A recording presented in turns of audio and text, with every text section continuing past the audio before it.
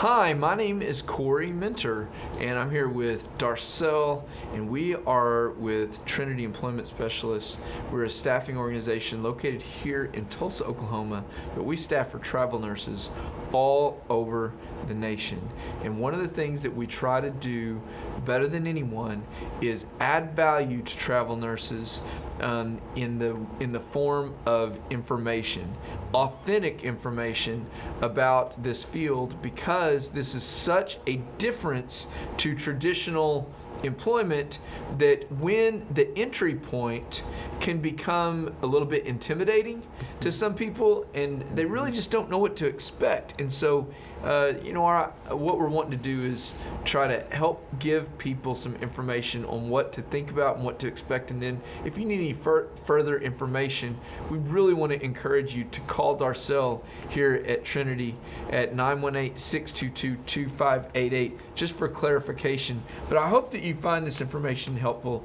These are questions that travel nurses need to ask. This is going to be a part 2 to this series, and we actually have several different groups of questions that would be very helpful for a nurse, even someone who's experienced, to just think about asking, so they have that knowledge in their pocket before they go off to a site that might be a little bit far away. It's always best to know now. So that's what we want to try to do.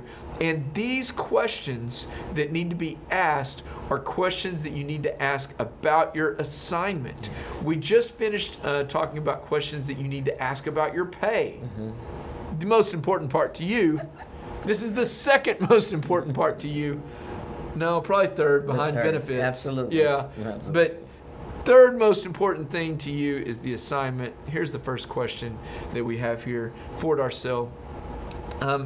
Our travelers, have they worked at this facility or location most likely before? Most of the time they have not. Really? With as many that we have out? Most of the time they have not. And if they have, we have to get approval that they could come back. And that, especially if it's been less than a year. Okay. Why? That's just the way it is. They'd rather have a new nurse that's never been to their facility. Really? I'm so serious. Now, if they had a nurse that's been there over a year and a half, they'll let them come back. They got to search everything. They got to make sure there was no dings, no hiccups before they approve it. Wow, I guess that would be a positive for the new travel nurse, because it is. There are no expectations, and most people are going to be more curious than judgmental. Right. And another thing that a nurse needs to know, if you have worked there as a core nurse, perm, it has to be anywhere from 4 to 5 years before you can come in as a traveler.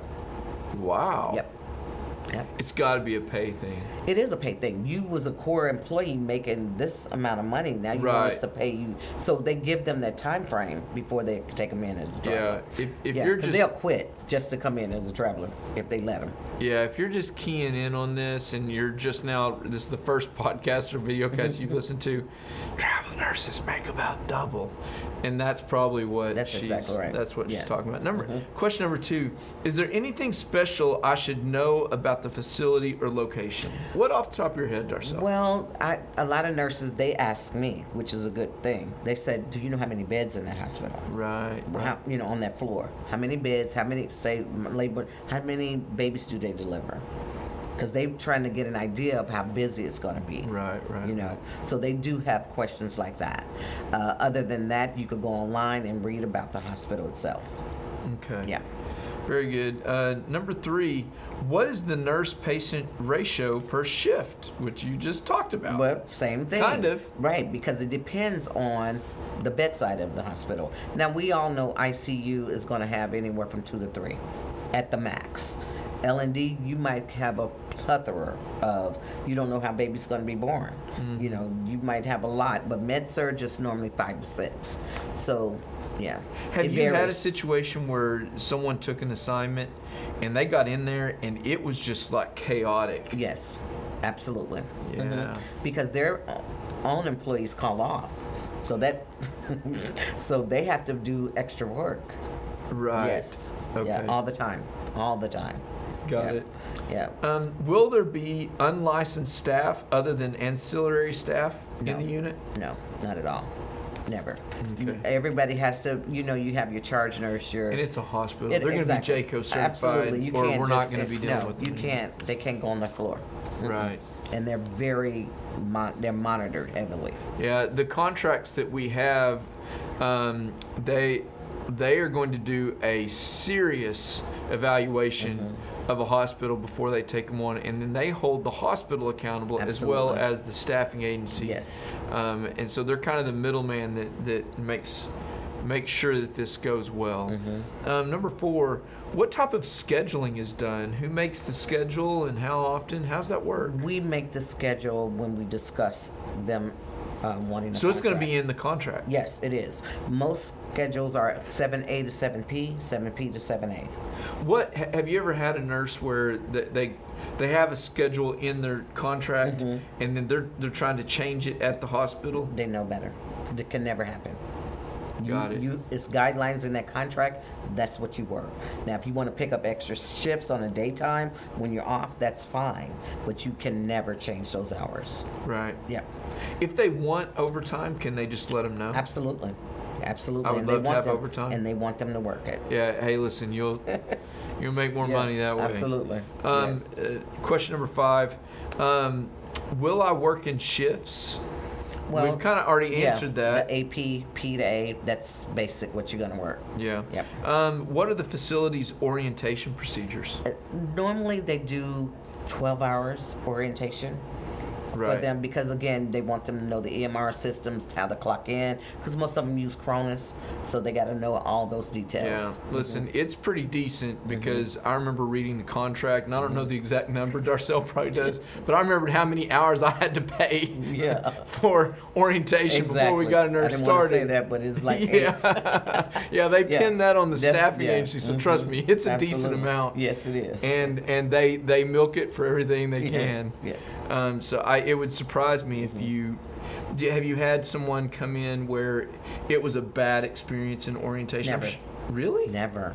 No. Because it's a small orientation class. It's maybe 4 or 5 people at the Okay, most. yeah. Okay. Question number 7: are study guides provided with the tests that we mentioned in the last video cast that sometimes there is a test given? Are there any study guides provided? No, because every nurse know about prophecy. They know they go in there and you just test on what you learned in school. That's why it's nurse specific. Okay. Every test is designed for what they're doing on the floor now. Okay. Like a med surg, or ER, labor delivery. They know everything already. Okay. It's already, they're equipped for it. Okay.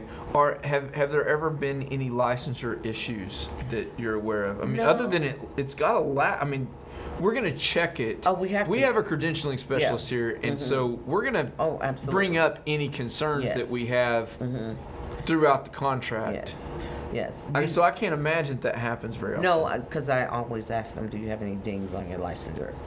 Well, we can always look it up. Yeah, we could look, well, you'd be surprised. Oh, really? Yes. It's not documented? A lot of times it's not. But if you do the background check, that's when it comes up. A lot of times it's not documented on their license. But the Right. background check will depict it. We do It all. happens. Yeah. So that's why we want to know. And then you're saying, I don't have any on the application. We have instances where we had to hold that nurse accountable for that. Last question here. What type of charting system's used? How do they figure that It out? depends on the EMR system that the hospital uses, and they'll learn that in orientation. Okay. Yep. All right. Another real quick one. Will they be allowed to make up missed shifts? Sometimes that has happened. If, say, like car issues, and they couldn't get there on time or whatever, they'll put those, because what we do is, before you start a contract, do you have any days that you need off in the contract? Right. We write that in there, because they do not like surprises. Yeah, surprisers never. No. Good. So Not with medical personnel. No. So I ask them that right up front. Do you have any time off requests? If they do, we put it in. Okay. Yeah. So. All right, we need to wrap it up, Darcel. Okay, I had a sounds couple good. other ones I was going to try to sneak in. Listen, if Trinity can help you in any way with travel nursing, or if you want to ask Darcel any questions with some follow-ups, just so you can know, please give us a call. We'd love to speak with you.